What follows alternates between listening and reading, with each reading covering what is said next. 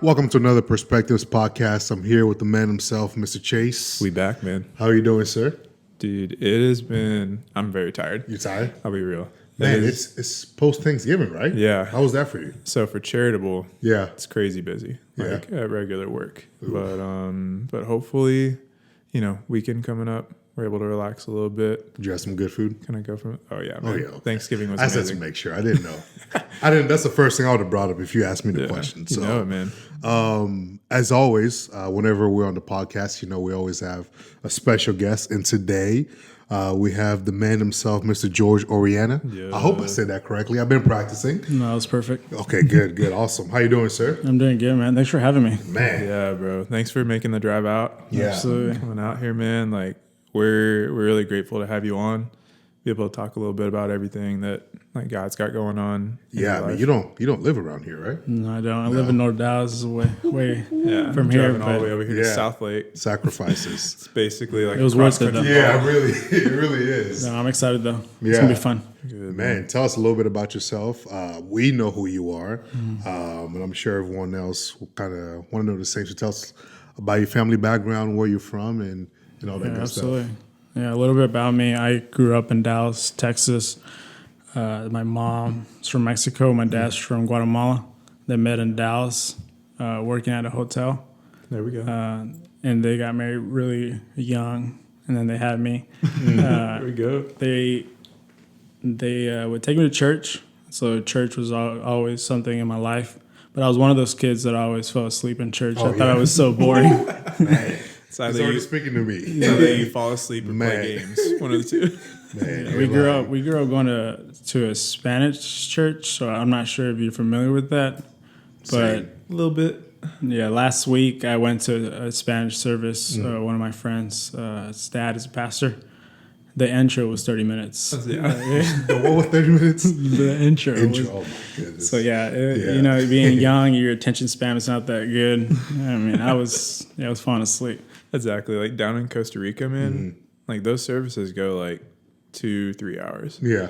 And it's like, it's a celebration and like Yeah. everyone's happy to be there because it's community. Right. And that's For a lot sure. of what the Hispanic community For is. sure, for sure. I mean, I'm a pastor's kid. We used to be at church from like 8 a.m. until 5 p.m. because people had to talk to my parents afterwards. And so we're just in the car sleeping. But anyways, Yeah, it's an out day. continue. So I always said it wasn't personal. So that's why I think it became irrelevant to me.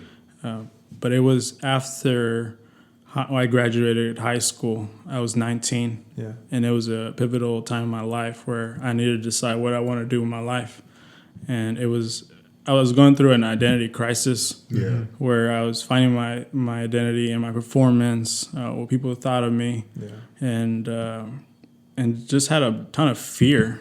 My life was marked by anger, anxiety, and I remember going to a church service and hearing the gospel illustrated for the first time, and just hearing that God's love for you defines who you are, and no matter what your circumstances are, that will never change. It's something that hit me to the core, and since then, just started diving deep in the Word, started serving, trying to look for opportunities to get close to God. And these verses that spoke to me, there's a passage in Jeremiah where it says, if you seek me full-heartedly, you'll find me. And I just try to seek him full-heartedly, and I did find him. There's another passage in Hebrew that I just kept close to me. It was that we don't serve a high priest that can empathize with us, but one that was tempted in every way but did not sin. Yeah. So we can approach the throne of grace with confidence, knowing that we'll find mercy. And so since then, man, my life is marked by love, forgiveness, and peace, which is the total opposite of who I was. And I'm on this journey trying to follow Jesus. Yeah. Yeah. And I mean, like those three, like I'm pretty sure forgiveness is as well, or just some of the fruits of the Spirit. And so being able to see that your life is marked by the presence of the Father. and that he's with you and walking with you, and that like you're walking in obedience as well is so good. And because I feel like so much we kind of go through this almost wrestling of like, am I doing what God's like wanting me to do? Like how do I know like sure. this like mystical idea of calling that I feel like our generation is so focused on that I know I like definitely at times like I've overemphasized and whatnot, rather than just simply like following the Lord and following his simple commandments, and then from there like trusting that the specifics like he'll lead. And one of the main ways that we know like if we're walking in step with the Spirit is if we're bearing the fruits of the Spirit. Absolutely. And so like it's so good to see like that is something that you've been able to, that God's been able to reveal to you, and from there that you're able to kind of use, I'm sure, as a tool like walking forward. Yeah, absolutely. Yeah, I heard Bill Johnson say, people would always come up to him like, "What's my calling? What's my calling?" He's like, "Well, go do the things Jesus told you to do, and just go work somewhere if that's what you want to do." It's like he feels like we complicate it so often, trying to figure out this thing that I'm supposed to do. He's like, go do the things Jesus told you to do, and just work somewhere, have fun, enjoy it. And I was like, I feel like that takes away a lot of pressure, kind of like what you were mentioning. And you mentioned just being able to walk with God. How long has that been? You said since you were 19? 19. I'm 27 now, which is crazy to think about. Oh, man. Wait, you're 27? Yes. Honestly, dude, I didn't even know that. Yeah, I didn't know that either. Like, I Time thought flies. Oh, man. Yeah. it's crazy. Take this as a compliment. I thought you were younger than that. Like, just in terms of like your appearance and everything, man. Like you look like you're in your young 20s and whatnot. But dang, dude. Well, I appreciate I thought you were that. like Appreciate 24. For real? Yeah. I wish. Yeah. I wish. The good old Dude, days. you good 24. though. Like you're right where you're supposed to be. No, for sure. I truly believe that. And it's awesome what you were sharing about how we sometimes we just complicate things. Yeah. And there was an illustration that a pastor gave me was that same with that he does with his sons. He lets them out in the backyard, and every time they ask him, "Hey, can I do this? Can I do this?" And he's like, "You're allowed to do anything as long as you don't go outside the fences, right?" And it's the same thing with God. He says to love God with all your heart, soul, and mind, and love others. Yeah. And then we have the freedom to do what we want, right? Yeah. As long as we're doing those things, right? Yeah. And honestly, it's crazy because I was watching some videos on this and like reading about it today. So one of the things that I think that we could probably agree on that people with either within the church or outside the church kind of complain about when it comes to our faith is like, oh, there's all these like rigid rules and things like that. We have to follow the commandments.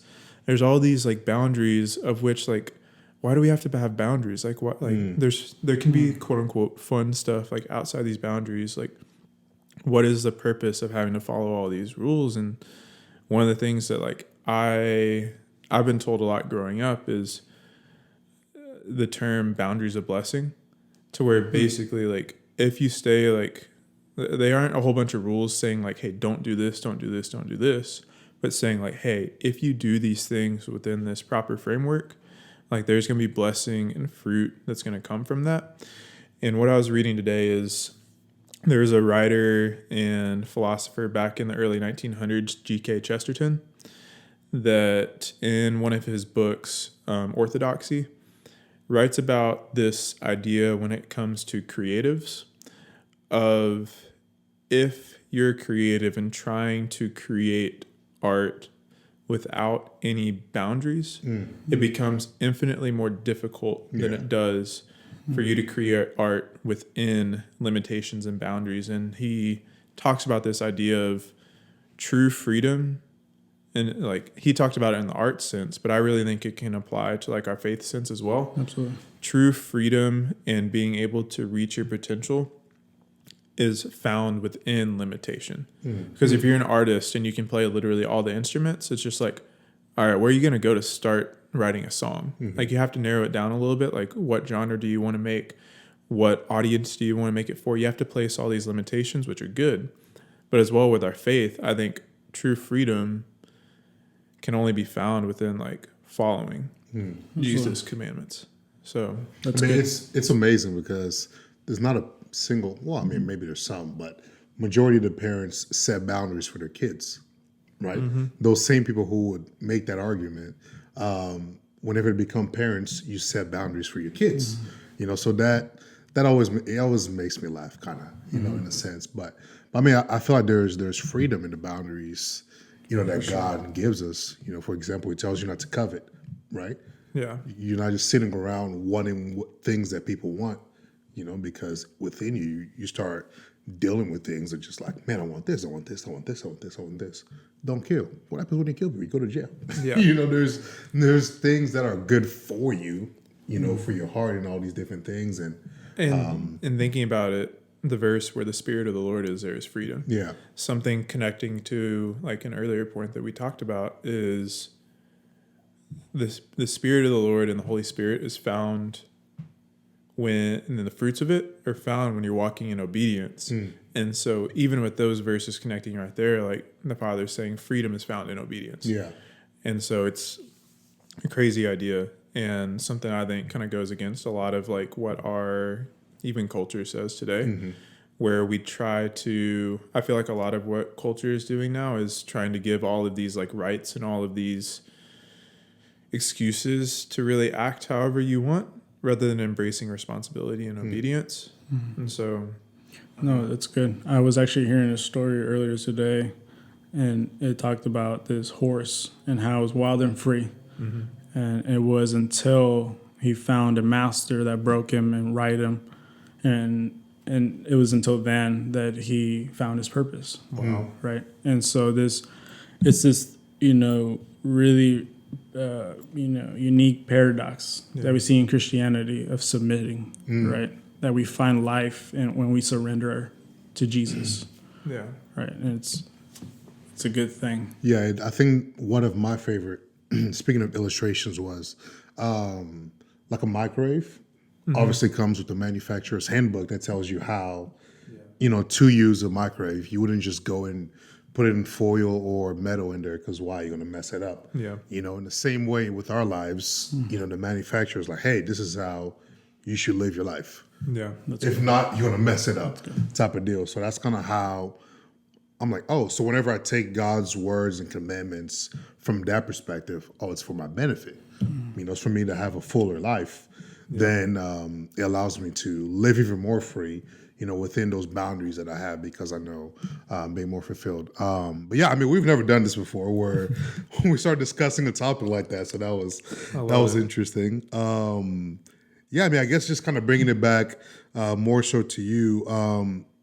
I guess 8 years now, if my math is correct. Any stories that really just kind of stand out from, you know, your walk with the Lord? We love stories around here. Yeah. We feel like they really just highlight a lot of good things that God has done in our lives. So I started following Jesus, and so my college experience was a lot different, right? I had known my true identity at that point, and so I kept running into students and had this theme come over and over in conversations, which was they were going through the same thing, an identity crisis. Yeah.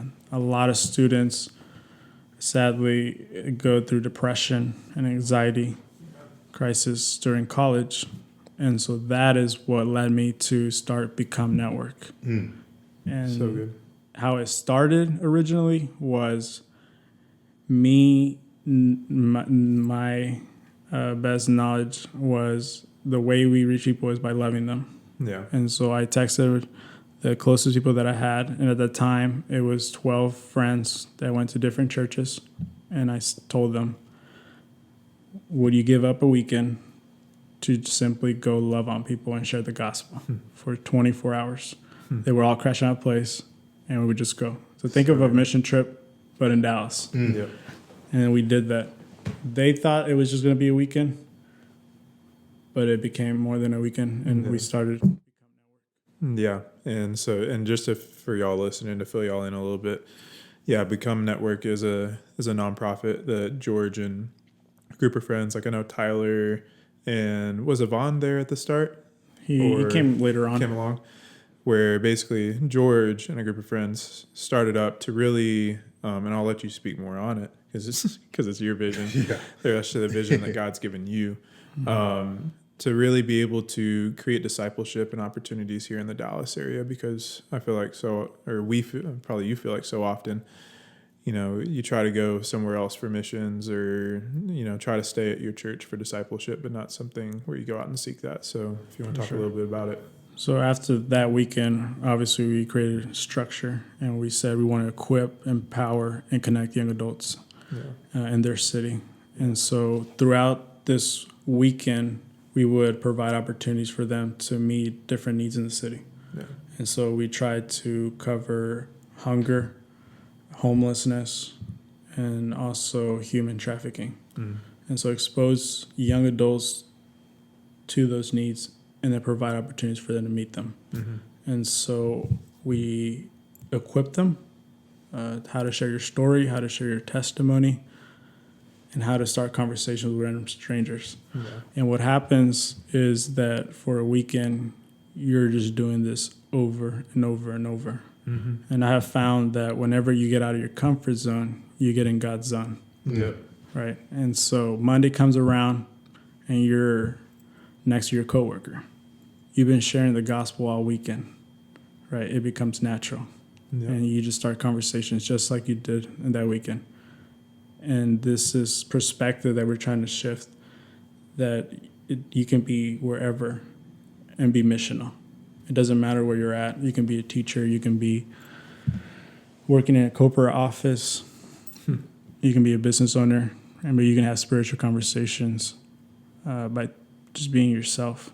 Yeah, I mean, I think that's really good, because I feel like that's something we try to ask people in terms of, we love, being able to go in foreign places, but how do we really capture the heart of the people that are around us?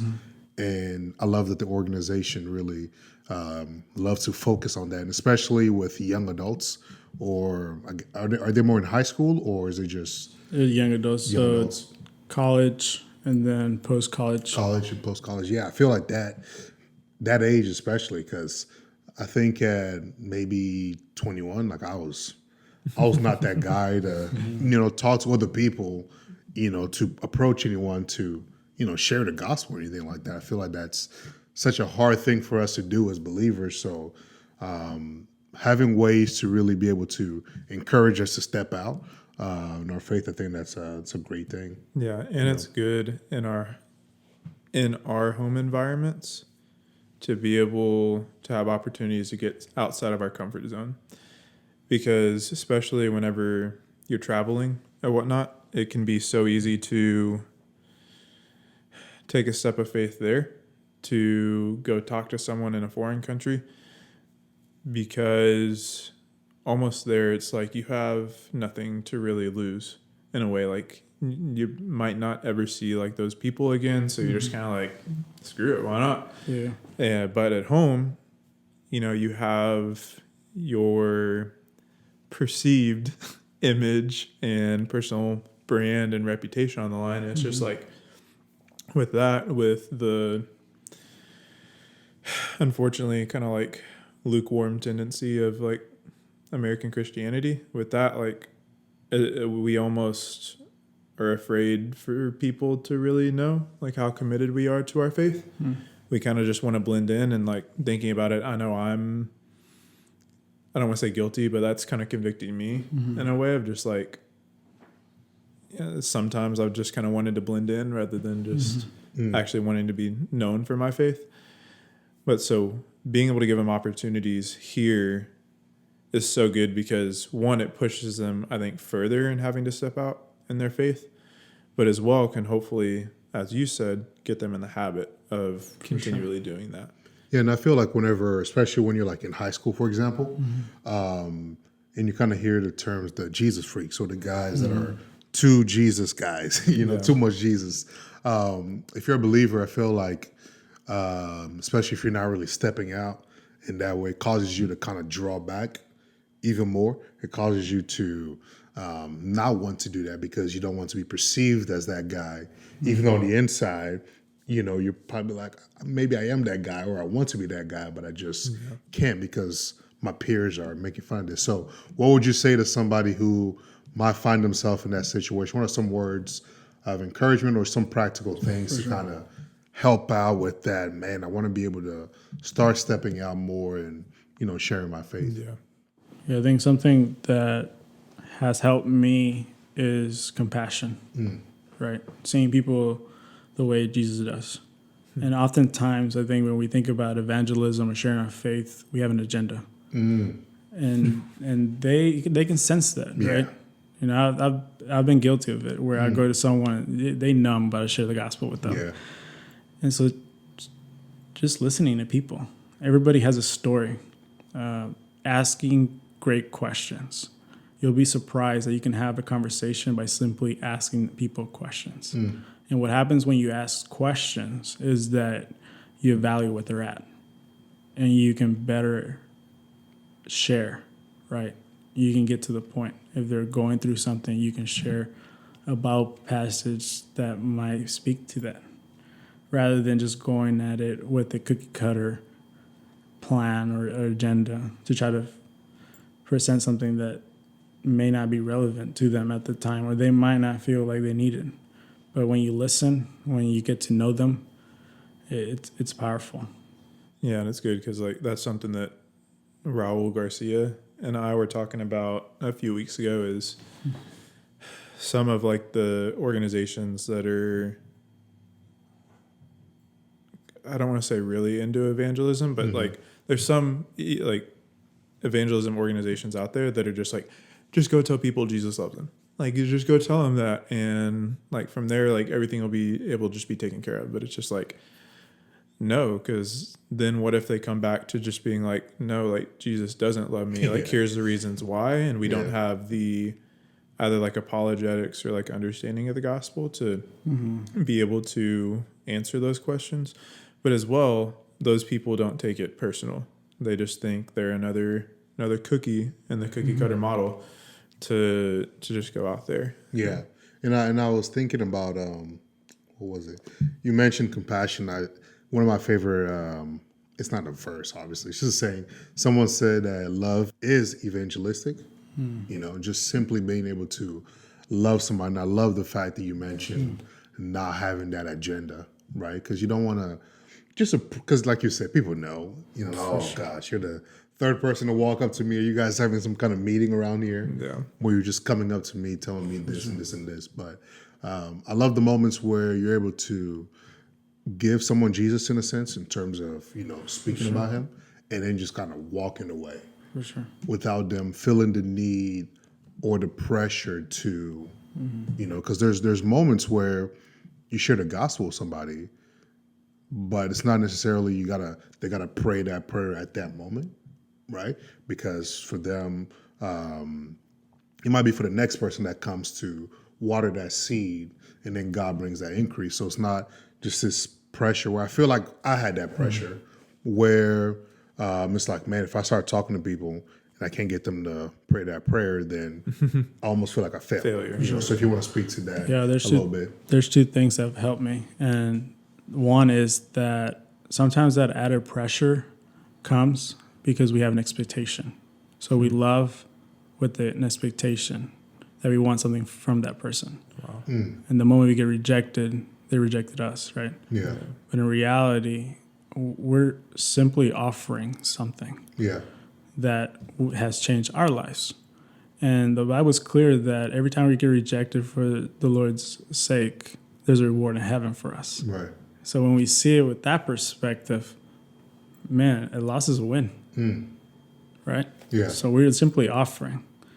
And another one is inviting God into that conversation. How many times have we tried to go up to someone without simply praying beforehand and asking, God, can you be present in this moment and help me? Give me your words. Yeah. Rather than trying to do it with our own strength. Yeah, because I think, related to that, like pride is another thing that just comes to happen whenever you just want to look at like the success of like whatever you're doing in your faith or numbers or Batting everything average. like that. Seriously, I am 0 for 14 today. Yeah, I right. suck as a Christian. No, I mean that's a real thing, though. I mean, Yeah. it's No, for sure. It's real because people really do feel that way. Like I suck as a Christian because I can't get these people to pray that prayer, not knowing, like you said, man, you get the privilege of sowing the seed, right? Yeah. One of my favorite verses. Every time I talk to people about what we're talking about, being able to evangelize and things like that, Jesus says that the kingdom of God is as if a man sows seeds, goes to sleep, and wakes up and just like, all this harvest, he doesn't even know where it came from, That's cool. and I love that because it's because sometimes we do feel like failures, or people feel like failures because our batting averages, to say isn't good, not knowing that, man, you're sowing seeds without you even knowing it. We forget that whenever we leave the person, Holy Spirit is there, just ministering and loving and drawing. That's good. Right. He's drawing people in. So we should be thinking more, all right, Holy Spirit, I'm partnering with you in this instead of him partnering with me in this.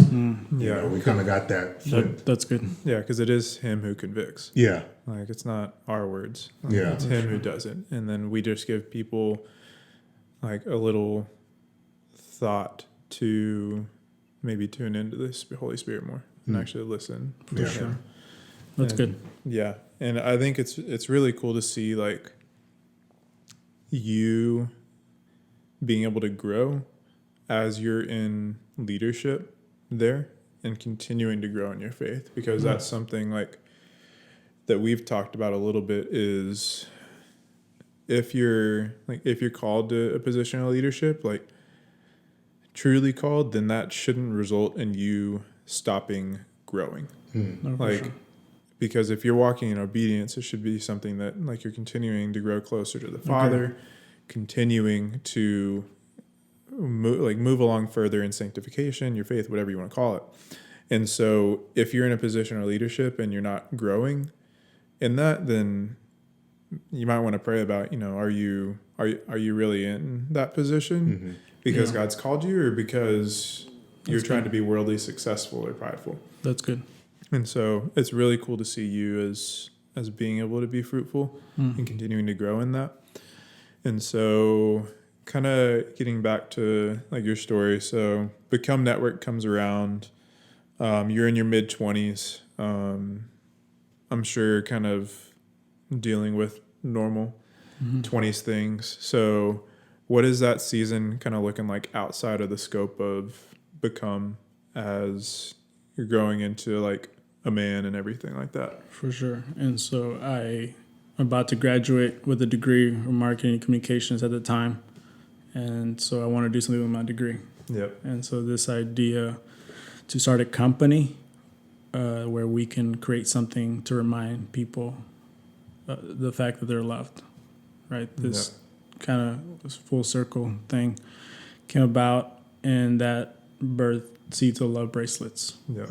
And so we started in company in Guatemala. My dad's from Guatemala, and we have a lot of family over there. Yep. And so we have the privilege to provide work for skilled artisans there and also give back to charities. Yeah.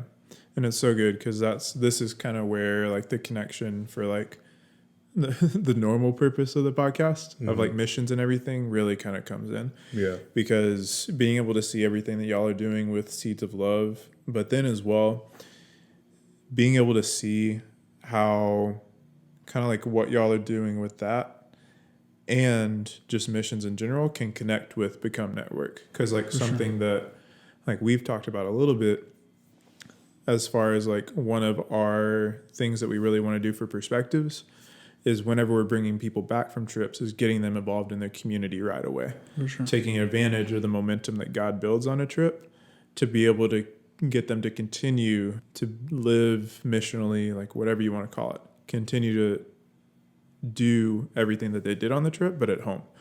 And so it's really cool to see like the partnering of those visions that God's given you because you're able to sow into the communities down in Guatemala and being able to sow in your community here. Absolutely. And so if you want to share a little bit kind of about like the model of Seeds of Love or like whatever you want to share about it, like go ahead, man. Absolutely. So I'm a firm believer in having something sustainable, right? Yeah. So partnerships, collaborations, I truly believe in that. And so obviously going to Guatemala, it was a leap of faith, but I don't think we would be prepared to go to Guatemala and have an impact there if we weren't doing it in our city first. Yeah, that's good. And so it was just out of an overflow of us trying to do what we're doing in our city. We took that leap of faith, and God just provided. We were inspired by the gospel beat bracelet. I don't know if you've ever seen one of those. I haven't, Yeah, I don't but think I've seen that. I'll look it up after. Yeah, so it's basically strings and little color beads that missionaries would make these bracelets. They would cost, you could probably find things at Hobby Lobby or Michael's real cheap. And they would just make it into a gospel bead bracelet and use it to share the gospel with the different colors. We said, can we make something like that more fashionable Yeah. and provide jobs in Guatemala? And so with many protocols and stuff like that, prototypes, Yep. we came across the final product, which is a string bracelet, and it has blown Italian glass Okay. with the colors that represent the gospel. And so on the glass, there's black, which is sin. Okay. We said that everyone is trying to seek purpose in the midst of darkness. The red is the blood of Jesus. The skin is love that was demonstrated to all. The white is forgiveness. We can have a personal and intimate relationship through faith in Jesus Christ. The green is hope that one day everything will be restored. So cool. The blue is Holy Spirit that guides us every day. Yeah. And the yellow is heaven, that one day we'll be with our Creator forever and ever. So it's a simple way to remind yourself when you wear your bracelet to embrace it, and then you can sew it everywhere you go. Yeah, I'm actually. I think that's pretty cool. I want to get some of those bracelets. So we're gonna have to link up afterwards. I'm actually going to Guatemala on a mission trip here in July with Gateway. Yeah. There's about 23 of us that are going. Wow. We're partnering with an organization. It's going to be a soccer camp. We're going to be playing Nice. with the kids and just kind of helping out and be able to minister that way. So, that's awesome. I didn't even know your dad was, or you're half Guatemalan. So that's pretty cool. That's pretty cool. I definitely want to get more information on these bracelets, and I'm sure Mr. Chase is going to include the link as well. Oh, yeah. Yeah, for everyone to be able to. Guatemala is awesome. Yeah. You're going to love it. Yeah. The people there are just very welcoming. Yeah. And obviously the culture, they just embrace you with love.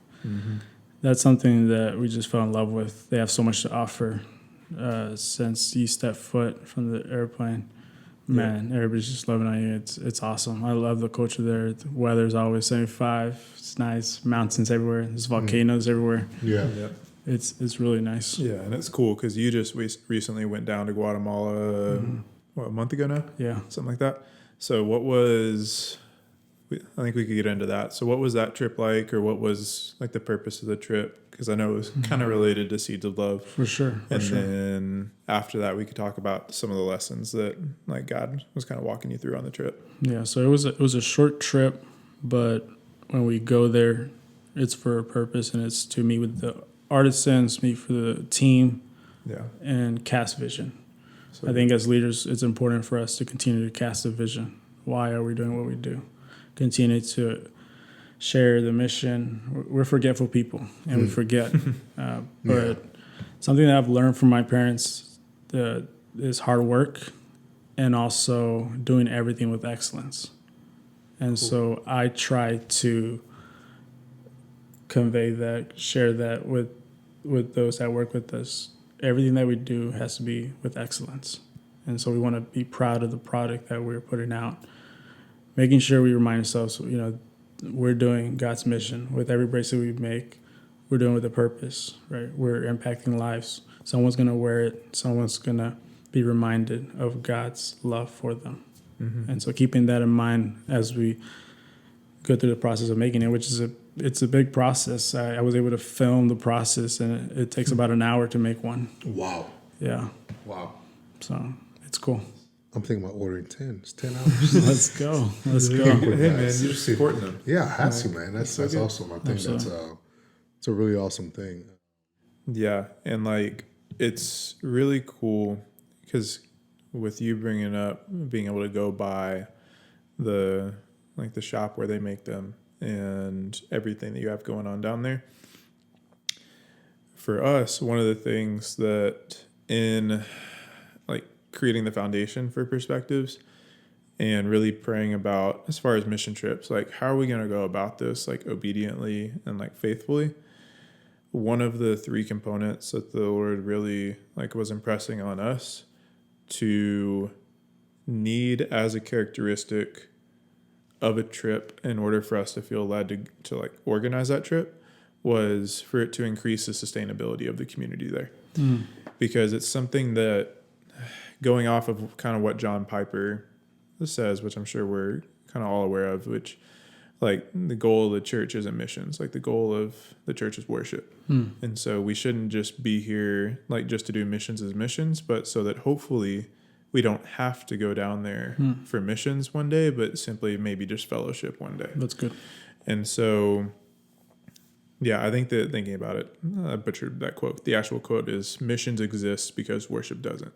Yep. There we go. That's a full quote. And so for that, being able to not just create like sustainability in terms of the church, but sustainability in terms of the community there. And so whenever we had Pastor Josh LaBelle on, which I can't remember, I don't think you've met Pastor Josh before, one of the current missions models that we talked about with him that he loves is mainly like economic and business. So being able to go in there, being able to invest in the community, being able to create job opportunities and business ventures. And then from there, being able to show the people, hey, like I'm here to actually love you, support you. And in that, grow in relationship. As a result, grow in trust. And then from there, being able to share the gospel. And so it's so cool being able to see, like, I think one for us, the burden for sustainability that we have being affirmed, but then as well being able to see that with you as well, and you actually going there, seeing everything that God is doing in the community and everything like that. For sure. I think being one of the questions I was kind of thinking about, or maybe just some challenges that you deal with as a young leader. If you could kind of, from all the different things that God kind of has you doing, challenges in different areas of those. I want to know. I want to learn. I feel like we want to learn. What are some of the challenges that you kind of come across? Yeah, because we're sure there's been some because There always is. creating a couple different organizations, one that's operating good. outside the country. Like That's good. Yeah, there's been a lot of challenges since day one, from corruption to just learning, man. Yeah. It's a learning process. We're young people, right? And we don't have it all together. We don't know it all. But learning throughout the process, trusting God with everything, knowing that He's in control. The big thing that's helped me is knowing what I'm good at, knowing my skills, and not getting over my head. So I know what I'm good at and what I'm not good at. And so mastering what I'm good at and then surrounding myself with people that can complement that calling. Yeah. I think oftentimes that's the reason why we fail, because we don't collaborate or we don't do things in community. Right? I know what I'm good at. I know what I put into it, but I also have to surround myself with people like videographers, photographers, influencers, people that are making the bracelets. I don't make the bracelets, right? I'm just the person facilitating the process and casting vision. Yeah. And so it's a team effort. And I truly believe that we're better together. And so that has been something that God's been teaching me. And every day it's a new adventure. I mean, nothing's guaranteed in this world. And so you just have to trust God, put your best effort. Like I said earlier, work hard and do everything with excellence and be faithful with what's in front of you. Yeah. And let God take care of the outcome. Oftentimes we want to control the outcome. Dang. It's cool. I can't remember. Do you know Montel? Yeah, I've heard of him. We've talked about him before. So he was on tour down here. He had a worship night down here, and he stopped by. Are you familiar with the Art of Homage by chance? I'm not. It's a clothing line, but they also do some music down here. And in the video and the vlog that Montel created, one of the founders of Art of Homage, I can't remember his name, he said a quote in the video that is basically, you control your effort and God provides the rest. That's good. And it's just like, dang, because so often we just try to sit there of just being like, oh, you know, God's got it all. Whatever. I just need to just kind of sit around, just do whatever. But no, being able to go in with intentionality to do excellent work, because the Lord loves excellence. For sure. Like, we're never going to reach perfection, but excellence is a really good word. Excellence inspires people. That's what I've learned. And so, Speaking of us doing our part, I was actually talking to my parents like 2 days ago about a subject I don't want to talk about on here. And It's all good. Yeah, no, it's nothing bad. They always talk about marriage. That's all they keep talking about. Bro, that's why they want to bring it up. I think we can all relate to that. So let's just get over that topic. Let's not talk about it. that's part 2. Yeah. But no, my dad was like, it made me laugh, but he said, and it applies to this because, you know, and whether you're working or whatever, you can ask God for a job, but you don't just like sit down and do nothing. Yeah. Right? There's a part that you have to play, whether that's going out and applying, whether that's going out and making connections and different things like that. Like, we don't just pray about things and then don't do anything. Right? That's not like, I don't think that's scriptural. Like, just to pray and then you just sit down. Not that you're trying to work and then, you know, do all things by yourself, but No, for sure. there has to be some kind of action that we have some kind of part to play. I think if there wasn't a part for us to play, there's no reason why we should still be here. Yeah. Right? We should be dead. Yeah. Because then God would be done with us.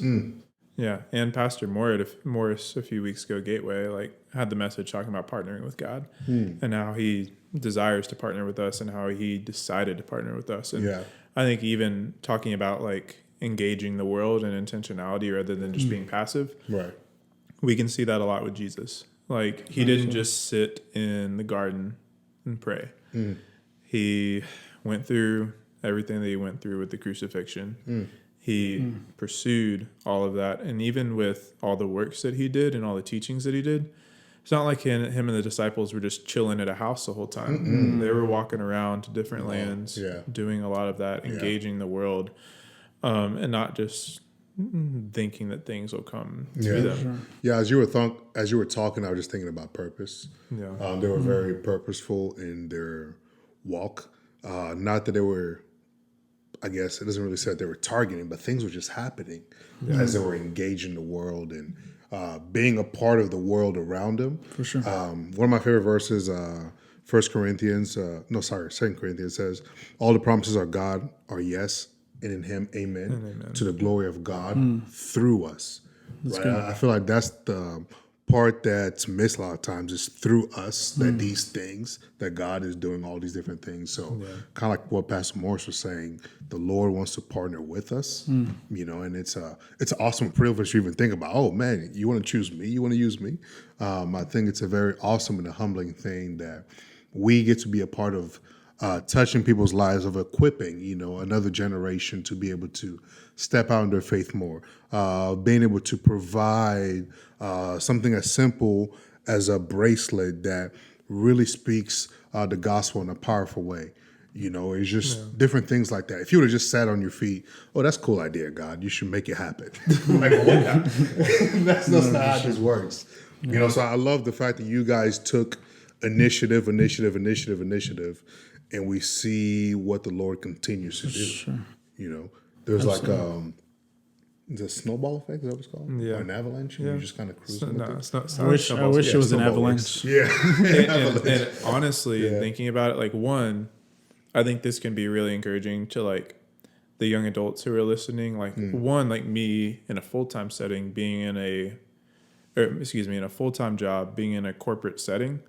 It's something where so often we can just fall into the complacent trap of just like, oh, just do your job well, you'll get recognized. Like you don't really need to go out and meet people, just stay in your lane. Whenever like that's not the case. And that's something I think the Lord's really put on like all of our heart. I mean, George, you're not in a corporate setting like full time by the grace of God, which is amazing. But for those of us who are in that setting, it's just like it's been good for me and Josue to have perspectives be something that we're pursuing and try to walk in obedience in that. But for those who are in a corporate setting, it's just like things aren't just going to come your way. Like you got to go out there, you got to meet people, and really be intentional with things. And number two, to the point that you brought up, George, of knowing the areas that you're good at. One of the things that one of the entrepreneurs that I follow, Christian Guzman, says is focus on mastering the areas that you're good at, and then from there, delegate your weaknesses. Because so often what we're taught is, know your weaknesses, improve those, and everything like that.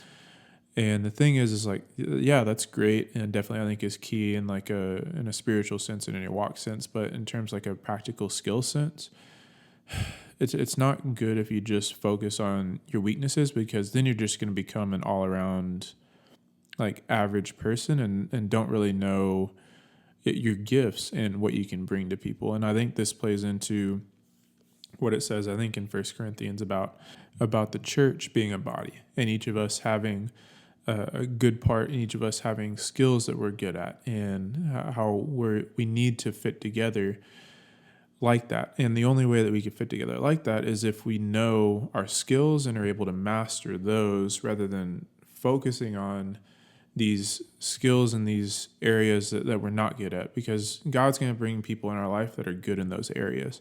And we can trust the Father in that if we focus on and master those areas that He's gifted us in, then from there, like the fellowship around us will be able to encourage us and take care of those areas and those skills that we're not gifted at. And there is something I wanted to add to that, is that every day we have to understand who we are, right? Yeah. Back to identity and where we want to go. Yeah. Because I think sometimes we don't act like we're heaven bound, right? Yeah, it's true. And so we truly are heaven bound. We have to continue to do small things in obedience. That's going to leave a legacy ultimately, right? Yeah. Dang, that's so good. And so kind of going back to like the trip and whatnot, because you've been able to go down to Guatemala a good amount of times. What are some of the lessons that God's kind of taught you through being able to go down there, being able to travel? And even if you want to talk about having like a unique culture relative to like kind of like traditional American culture, like what are some of the things He's shown you through that? Man, I think it's been a blessing just to be immersed in so many cultures. Yeah. Mexican culture and the Guatemalan culture are different. Even in their tamales, they're different. Have you ever had Shout a out to the Guatemalan? tamales. No, I've had the Guatemalan tacos, and they're so different. I'm like, what is this? Yeah, everything's so different. It's so different, yeah. But it's been a blessing. I truly believe that we all need more perspective, and that's why I love the name of your nonprofit, because the more we exercise perspective we take in through these trips, the better off we are, and with more effective in connecting with people. I think sometimes we're too comfortable and we lose touch of reality, and we don't realize that there is a hurting world out there.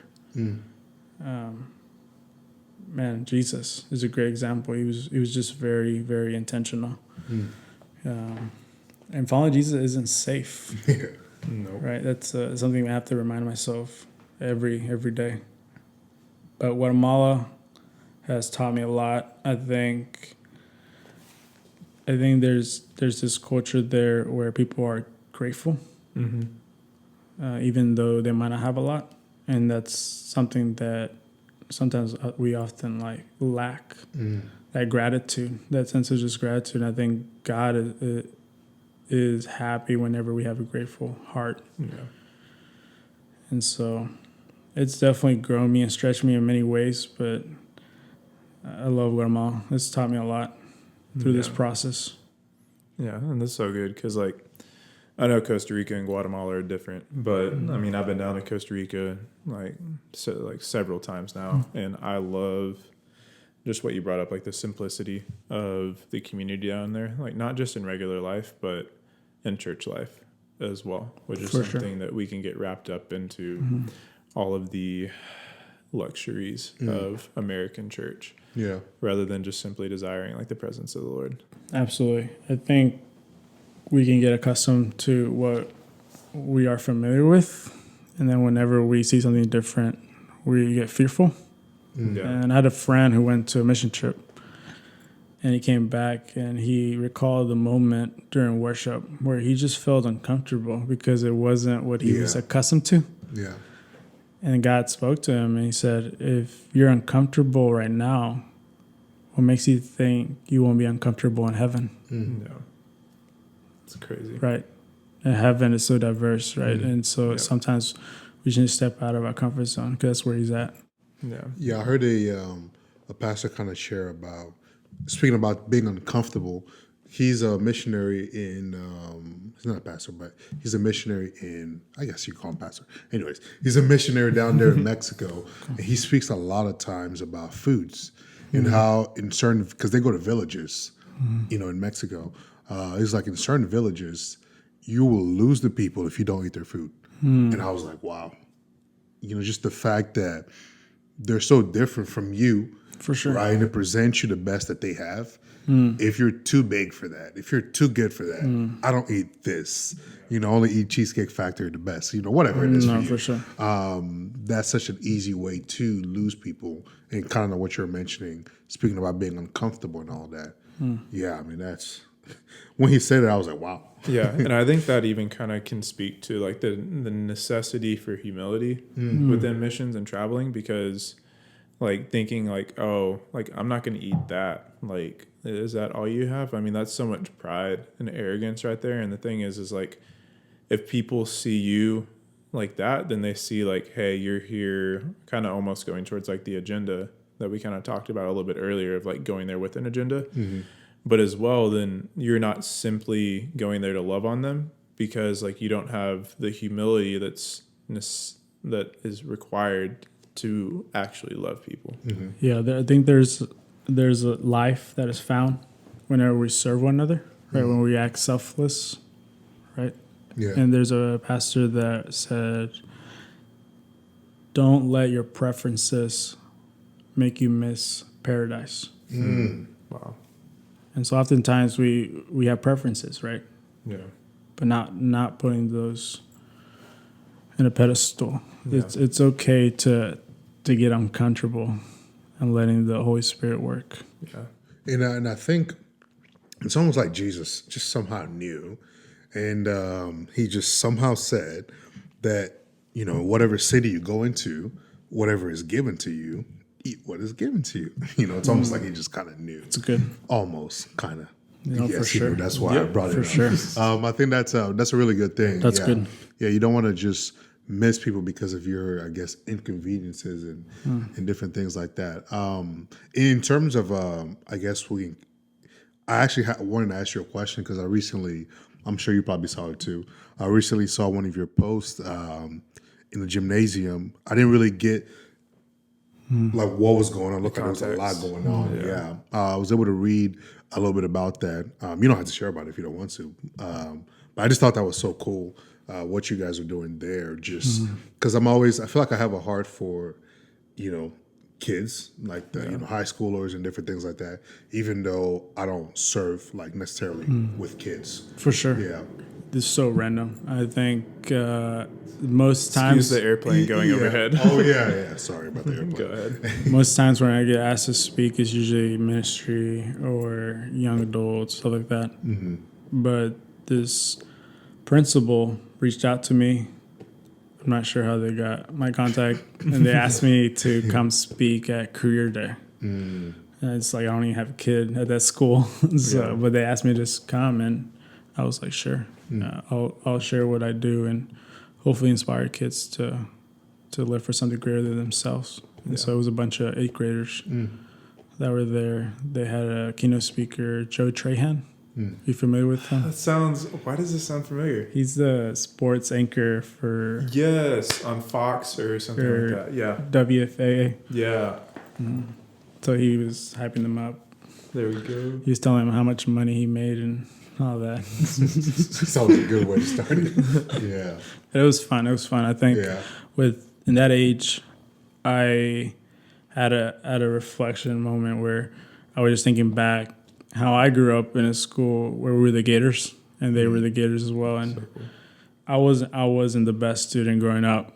Man, I failed so many tests, but how God had mercy on me, and it didn't define me, And so I was able to share that with them, and hopefully inspire them to trust God with their future. Yeah.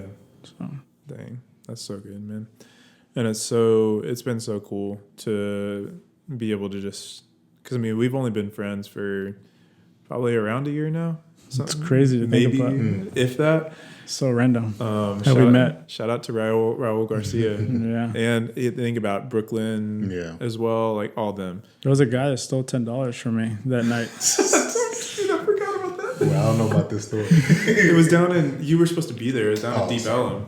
If you're listening to this podcast, You're still looking you for can this. Venmo me at George Oriana. Yeah, what's your Venmo? At George Oriana. That's so good. But it's just crazy to be able to see, like, I don't know, see everything that God's been able to do through you, see your growth, be able to hear your story, and be able to like just get another bro in Dude. life. I would say the same thing about you. I think it was a really short interaction, Yeah. but what I saw from you is someone who truly wanting to do something great. And you were willing. Like you reached out to me and you said, "Hey, let's grab dinner."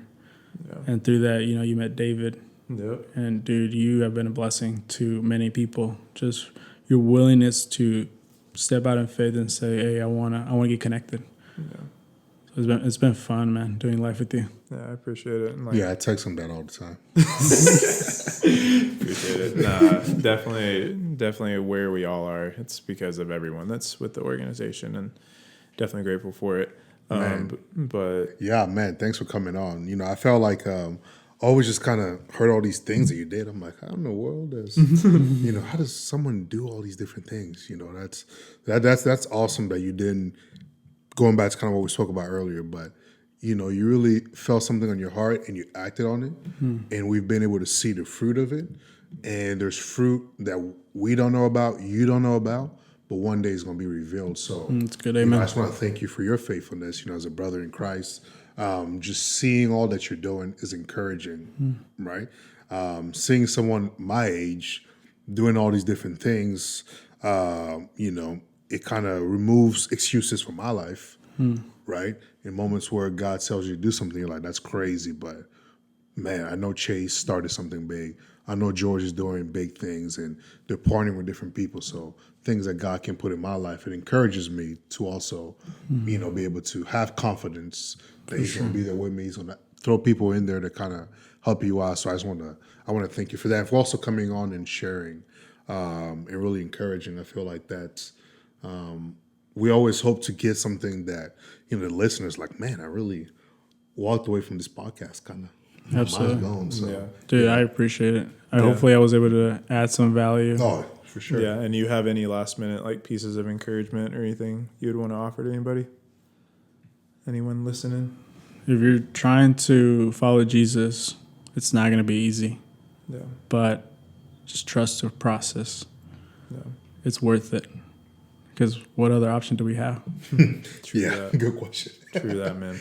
Well, awesome. Well, again, appreciate you, man. Thank you for Absolutely. coming on. You the best. Let's do it again soon. Yeah, man. So we're going to link all of George's information and the information for Become Network and Seeds of Love down in the description below. Definitely feel free to reach out to him if you're in the Dallas area or in Guatemala. Shout out if you're listening from Guatemala. I know, right? If you want to get connected with him as well, all of our information will be in the description. So thank y'all so much for tuning in, and much love.